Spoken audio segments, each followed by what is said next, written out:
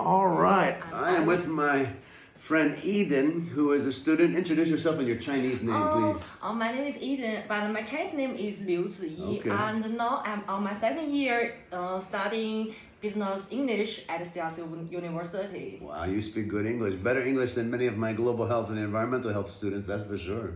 Yeah, really? So you'll be good at interviewing me, I think. Oh, thank you. And what's the name of the class? This class is the history of Western civilization. Excellent. You want to push the button on your camera just in case? Yeah.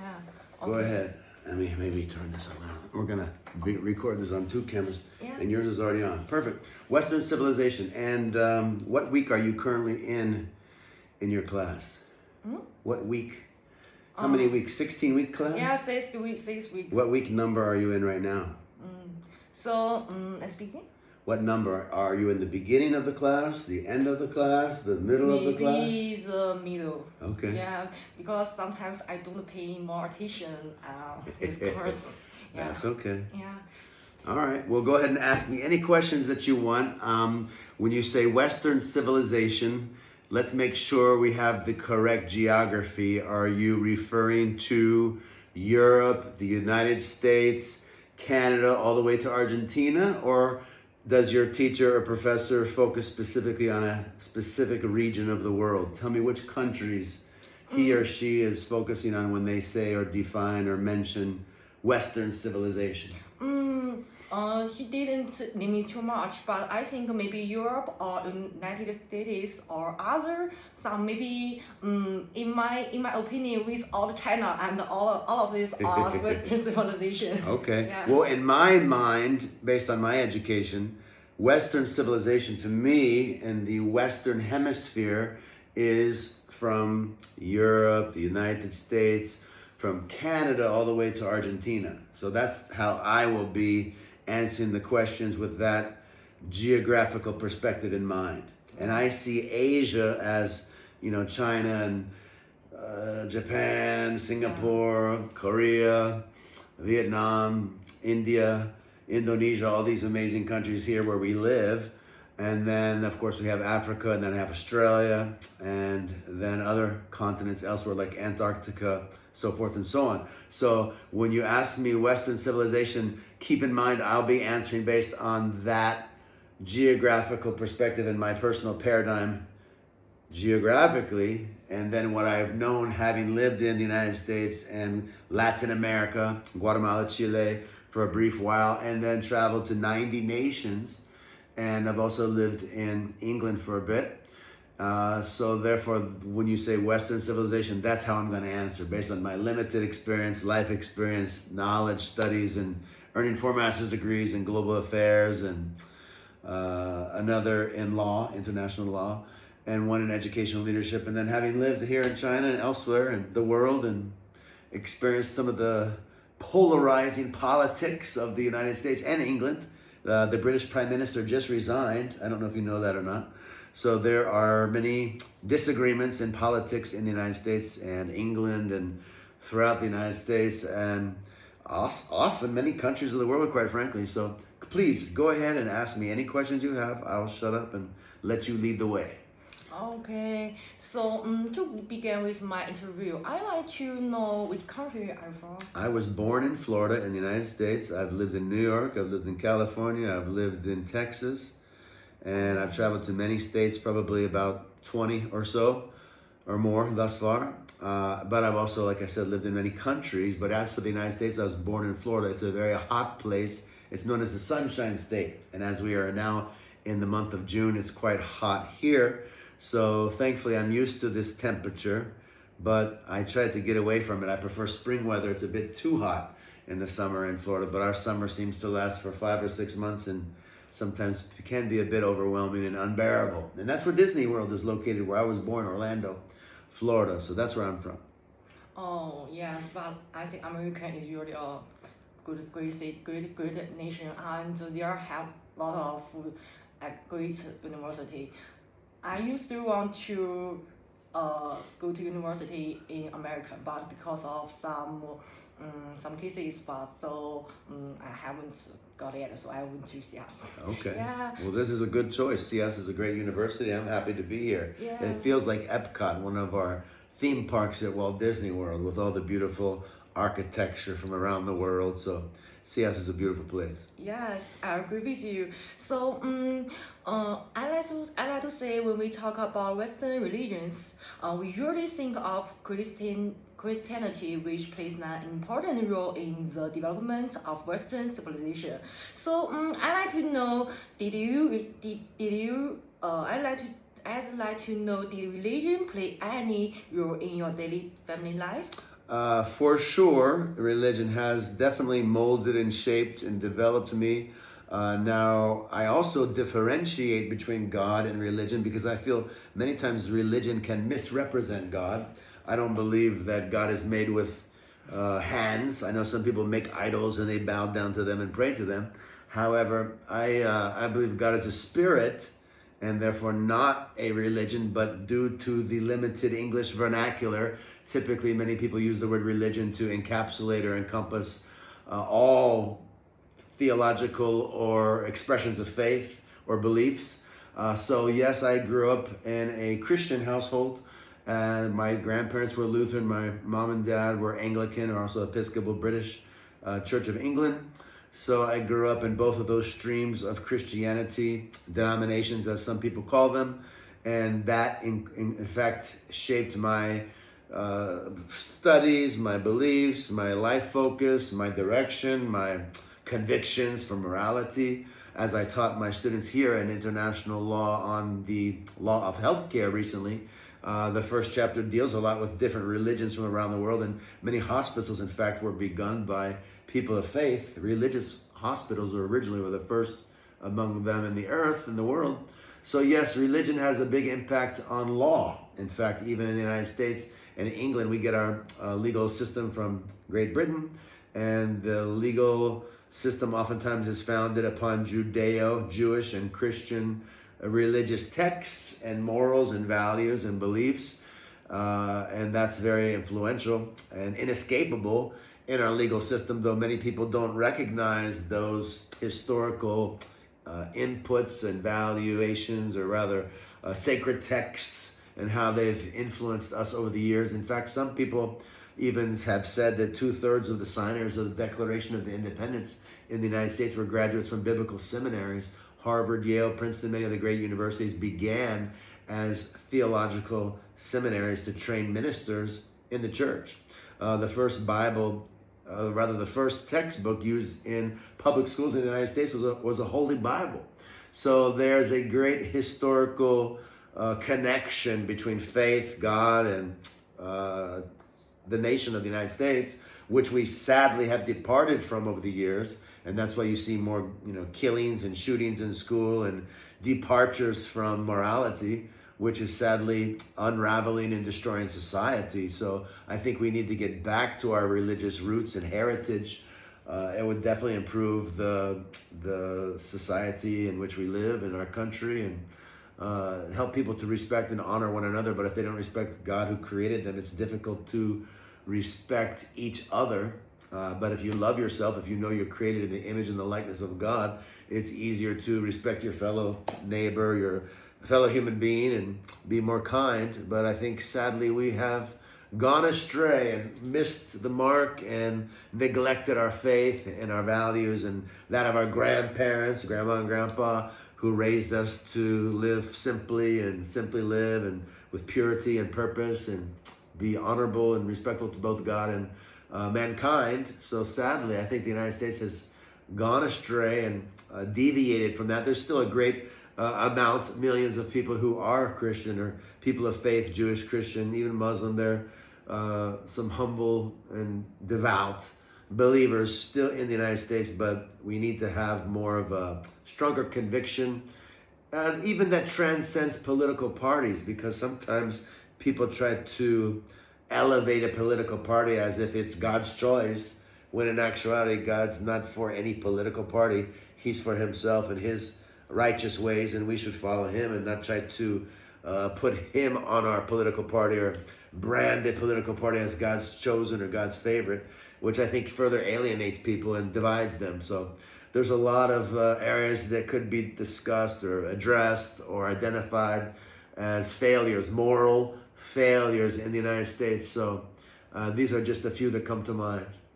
All right. Your total opinion for the religion is positive or negative?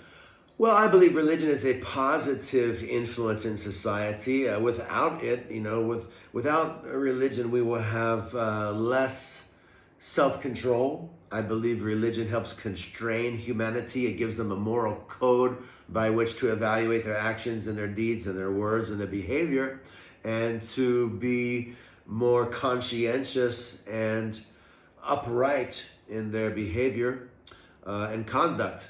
Without that, even the Bible itself says in Romans chapter 13, the police are ministers of God, and that if you cannot control yourself and you break the law, the punishment of law enforcement police will ensure that you adhere to the law one way or the other. If you don't obey the law will break you and you'll be thrown in prison or made to pay financially for your crimes against humanity. So I recently traveled to Singapore and Japan, and I find those societies are very law-abiding, very respectful, but they have a lot of strict laws and codes and moral direction and guidance, and they don't allow nonsense in those countries. Whereas other countries, maybe they're less laws, less guidelines, less regulations. And we see now that we have legalized marijuana. For example, in the United States, I see there's more reckless, lawless, disrespectful behavior. When I took my daughter on a little boat to go to see the Statue of Liberty in New York City just a year and a half ago, there were people smoking marijuana and vaping on the little ferry boat that was supposed to go past the Statue of Liberty, and that's not permitted.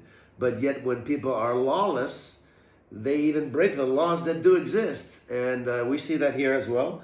Even in my health building where I teach, some students will still smoke in the bathroom in the health building. So you need, as they say in Russia, crime and punishment. Where there's crime, there needs to be punishment. So that's one of the reasons why I like Singapore and Japan. They have stricter standards and codes and enforcement of these legal regulations, which sadly the United States has lacked for quite some time and deviated from. And now we have crime and violence and murder and a lot of different sins against humanity occurring. So I think religion is good, but sometimes without the strength of conviction and strong preaching, sometimes pastors or ministers or those in clergy in different churches or Muslim mosques or Hindu or Buddhist temples can lower their standards as well and try to appeal to the culture, maybe just to get a greater following of people and more income for their religious temple or following or gathering place, which also is not helpful. So we need higher standards, and we need to come back to more the heart of God than religion itself as an organization or tradition. But I think the more we draw near to God, the more we will become like Him and be transformed from the lower nature that befalls us and trips us up and causes us to go astray and causes our families and communities and nations to unravel. So yes, religion is helpful, it's good, it gets you moving in the right direction. However, I've also written a book titled God versus Religion, because I do see a difference between God and religion, and it takes some spiritual discernment to discern the difference. That's a whole nother topic. But in the beginning, yes, religion is good. It can get you moving in the right direction, kind of point you towards God. But you have to seek. You have to be hungry spiritually to seek and find.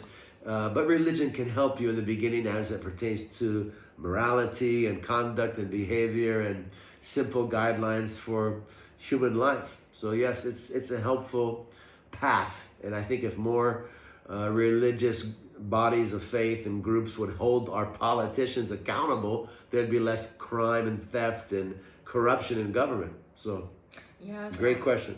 Yeah, I totally agree with you, and we have the same opinions. Yeah. I used to talk with my roommates, and our opinions is very, very similar. So, in the ancient times, religion is a measure that a king can control his people or citizens. So, but with some bad people,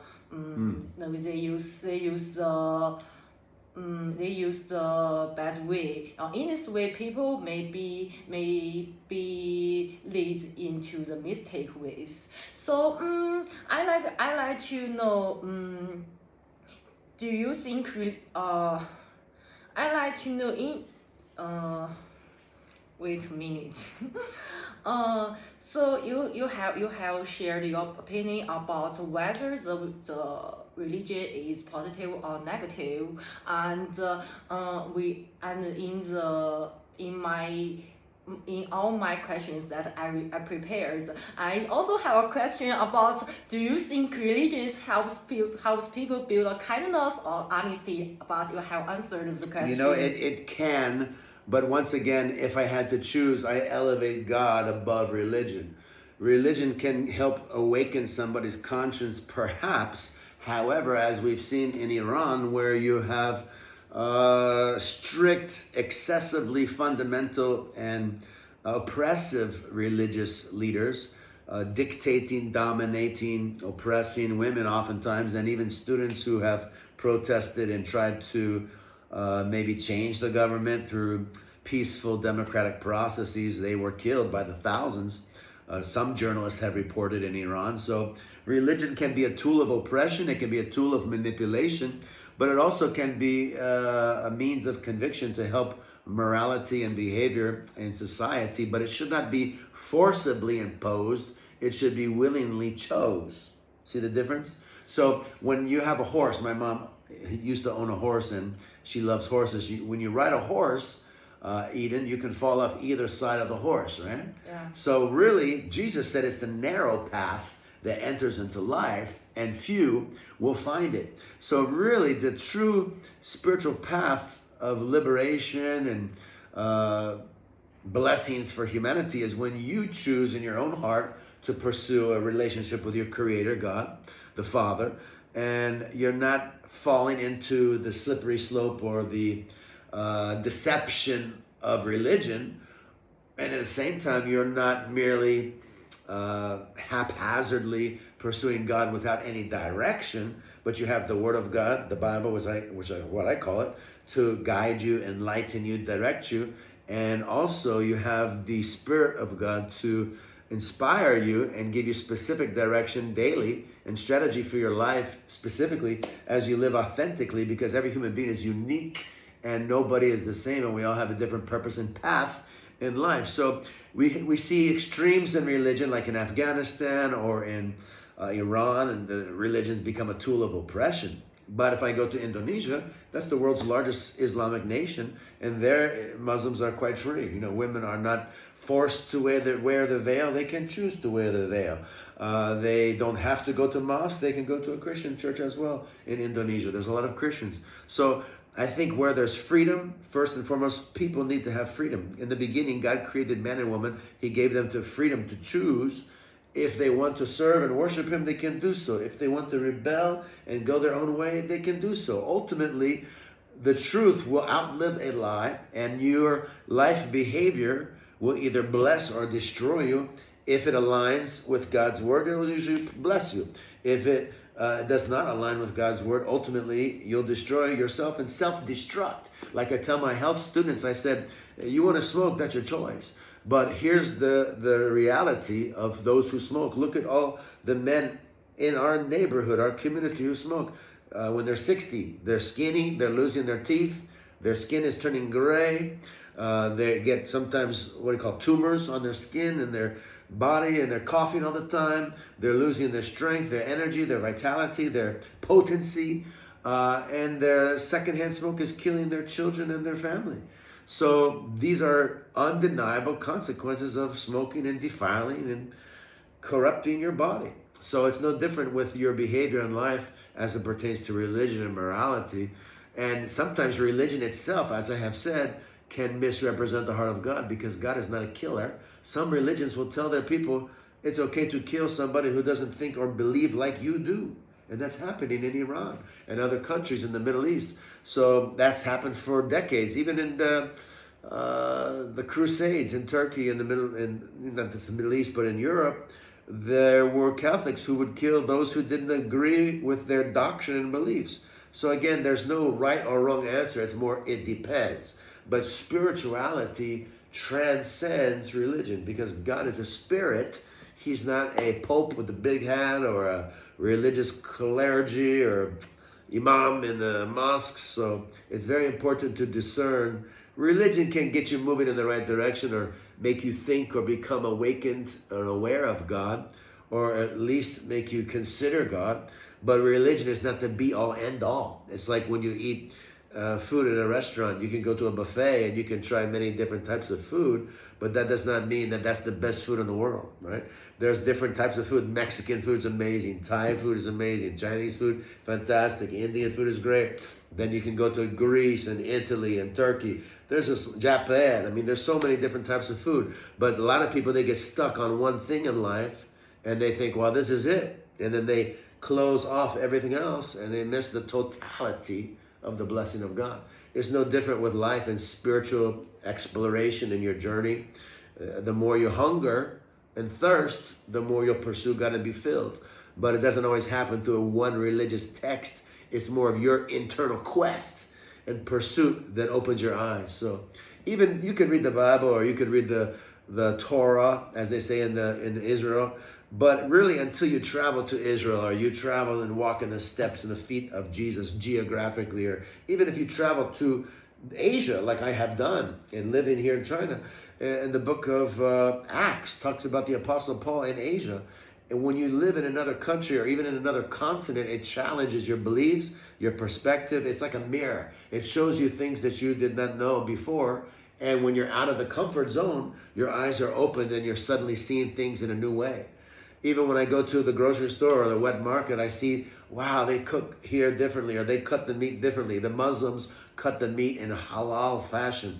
And then some places they cut the pork and the chicken and the beef all on the same cutting board, whereas the Muslims, they do not do that. So even with food, you can see differences in the way they do things and how they cook. Some people, they use sunflower oil. Some people, they use coconut oil. Some people, they use olive oil. And the food tastes a lot of very different because of those oils, right? So it's no difference with the way you pursue God and the religious beliefs that you have and how you go about searching for God. But ultimately, you have to figure it out in your own heart and your own life. It's a discovery, experiential process. But religion can help you go in the right direction as long as you have the freedom to choose. When religious clergy or leaders take away that freedom and they forcibly make you comply with their religious beliefs, like in some countries such as Iran, then that becomes a tool of oppression, and that's when you need liberation. And the book I wrote is titled God versus Religion, Love and Liberty, Love and Liberation. So I think humanity needs the freedom, the liberty to choose. Then spirituality is a blessing, not a curse. But when it's forcibly imposed, religion is a curse. Understand the difference? Yes, it's a very, very long and Very long great answer. opinion. Thank you. So give me a few minutes. I need to organize my Yeah. language. So in your opinion, everyone should have their freedom to choose which religions and whether they should to believe. And different culture and different places have their own religions that it is like a mirror to reflect their or says environment or philosophy or different and their experience, right? Yeah, I believe everybody should have the freedom to choose. Just like you choose the food that you eat, you should be able to choose the religion or no religion. If you want to be an atheist and you don't want to have any religion.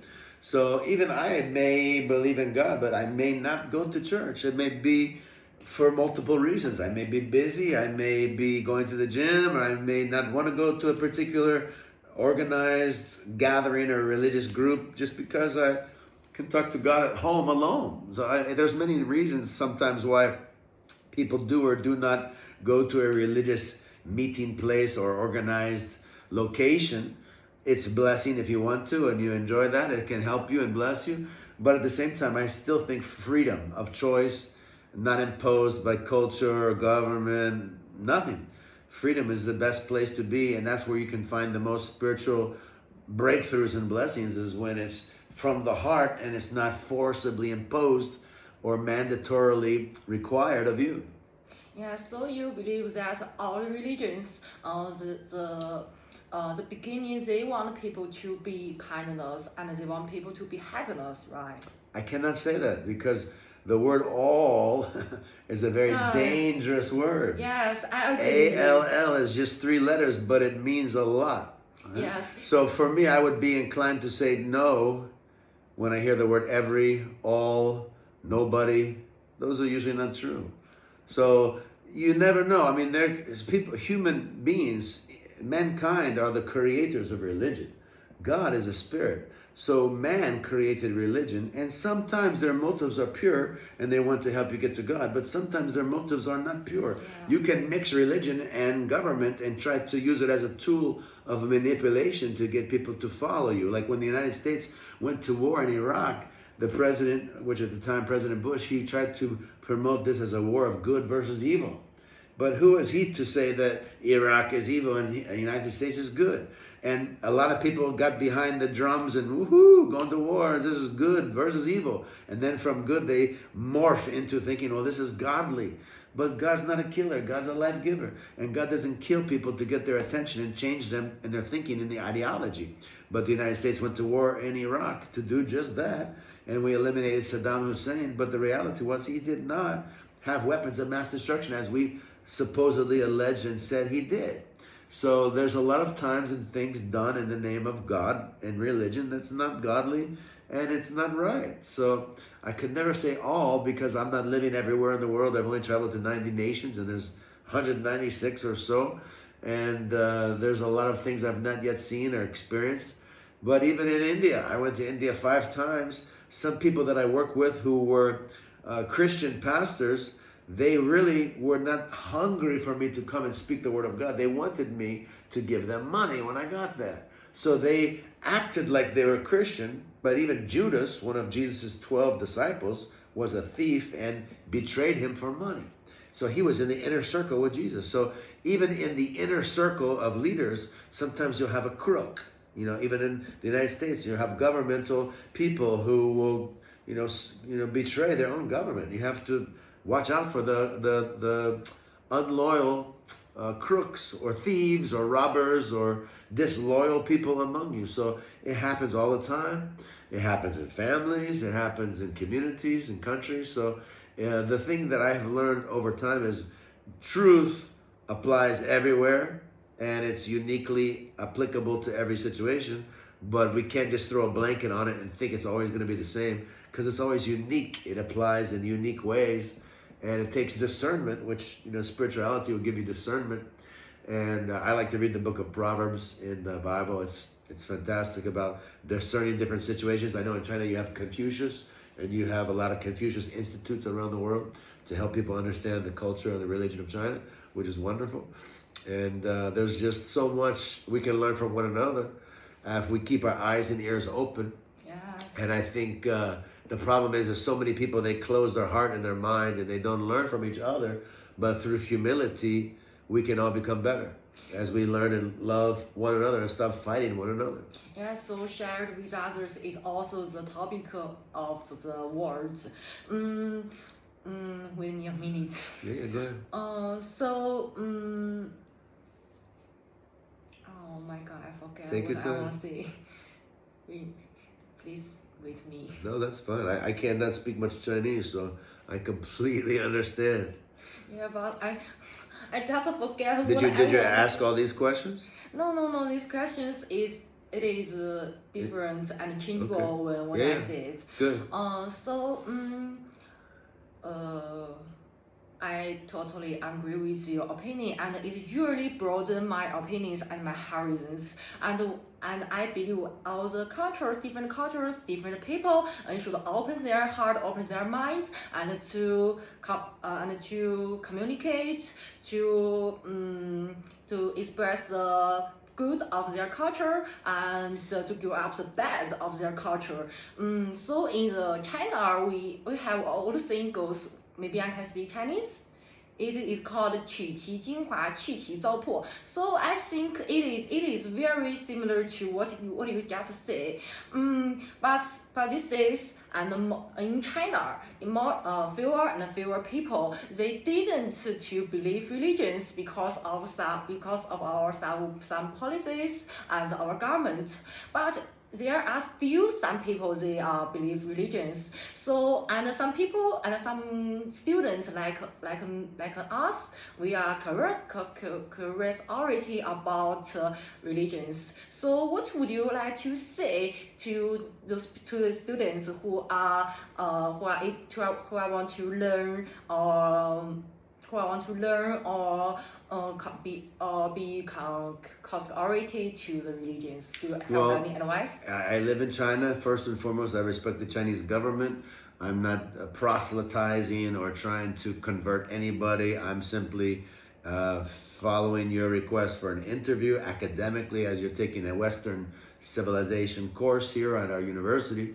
So in response to your question for anybody, whether it's here or in any other country, follow your heart and just learn to read and to learn. And we have the internet. We have access to so many texts. We have libraries. We have access to books, historical texts that no other culture has had such easy access to.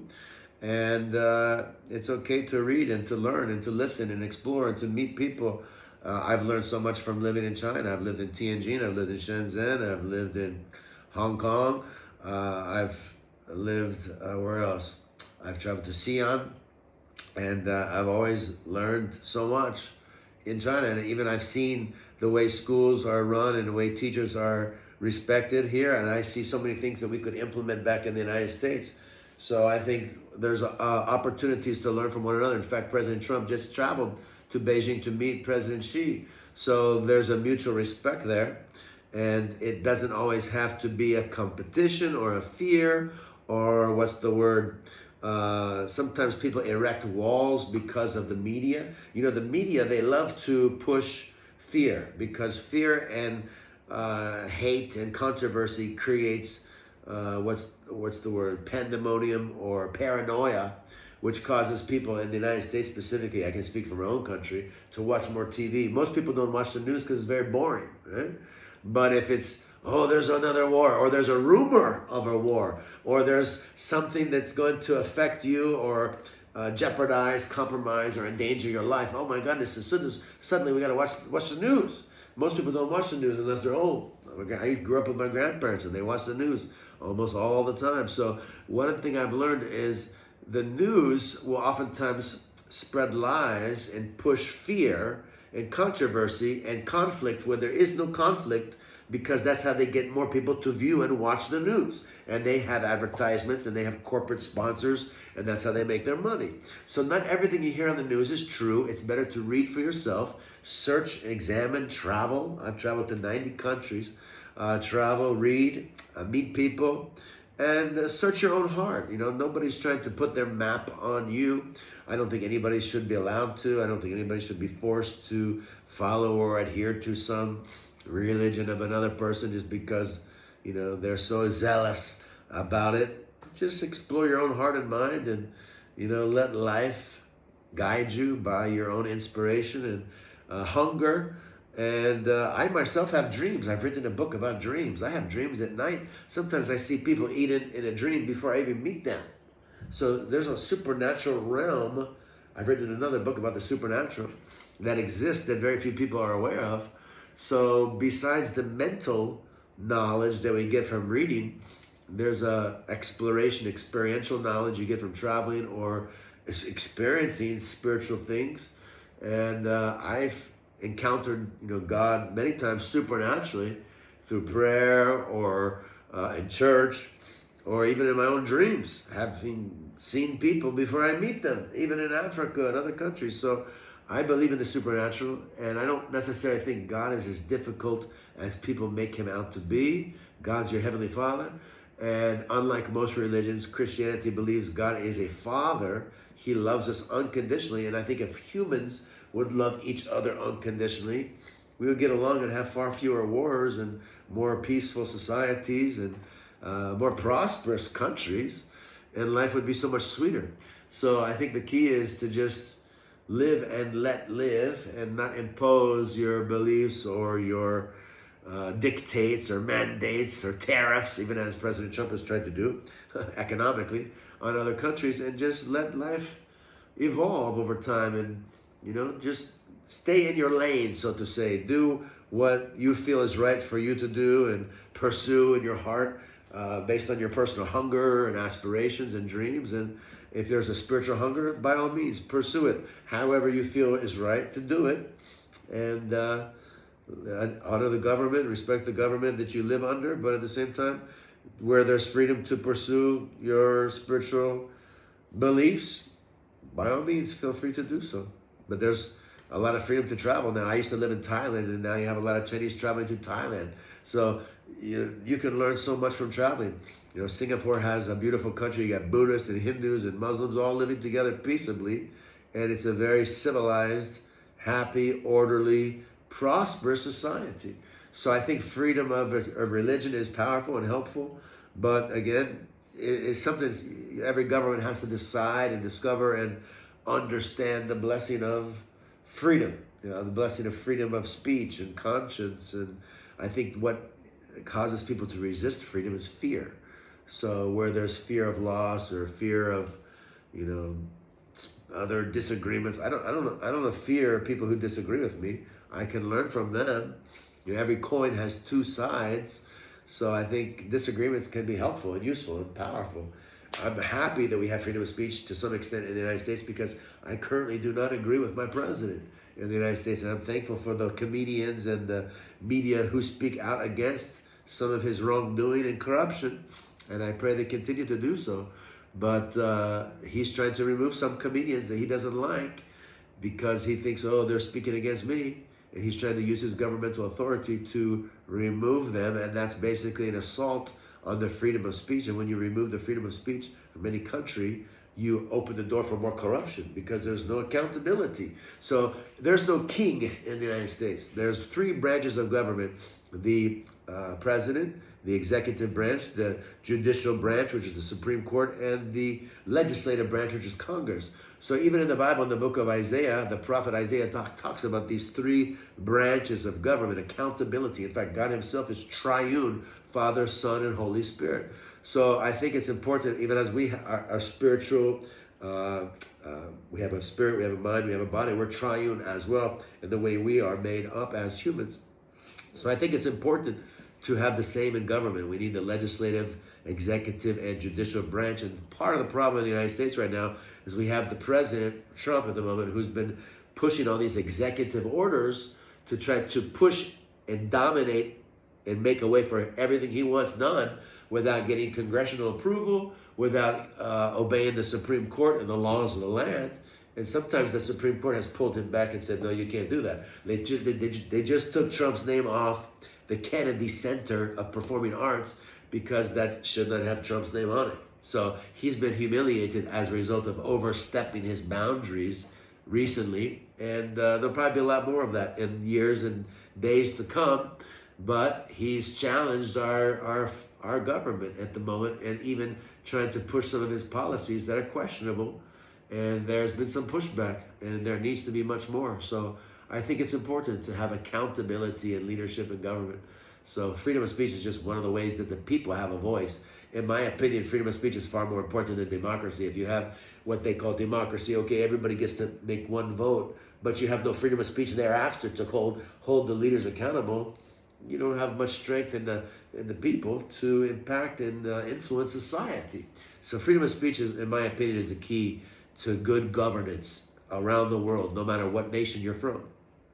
Yes, you besides we have the same opinions and some new opinions you hold, you really broaden my horizons. So all my questions are over. So Excellent. do you want to ask me some problems, or do you have any thoughts about our religions or culture? Yeah, I'm just so happy to be in China. I love and respect China, and I think the country's doing fantastic, and it's becoming more influential in the earth. And I think it's needful to have a peacemaker, and China's becoming a global, peaceful hegemony that is very innovative with technology and economically creating and producing a third of all the products that we use worldwide. And I think it's amazing that China's now becoming more involved in renewable energy and building nuclear reactors to improve the environment and quality here in Asia, and will become a world leader, hopefully, to help India and other nations that live under heinous, gross air pollution, and hopefully can bring some peace to the Middle East and bring some negotiation. As in years past, China was involved in Iran and Saudi Arabia's disputes to help bring peace and mediate those disputes. So I encourage China to continue to play a role in the international community and not be silent, as we have had France and Germany and other nations begin to stand up to the United States and confront it with some of its erroneous decisions. And I think we need more of that in the world, because one country cannot dominate and govern and bully and police the world. We need more restraint and interaction and international alliances and communication and reasonable decision making, and not one powerful country dominating everybody. So I think it's important, and I think President Xi embodies that peaceful demeanor in his character, and I respect him for that. And he's not quick to talk, he's quick to hear and slow to speak, and he's a wise man. So I think there can be peace in the world if we can learn to love and respect one another and get along. So hopefully this will go forward in the future, and we can get some peace back to the Middle East, and the oil and food prices can come down, and life can get back to normal. So thanks be to God for China. I say blessed China, magnificent China. So God loves China, I love China. Hopefully people will begin to see that we don't have to fight one another, we can love one another, and we can all be better together. Yes, thank you so much. And sorry. And this interview is over. Yeah. Excellent. Thank you so much. Thank you.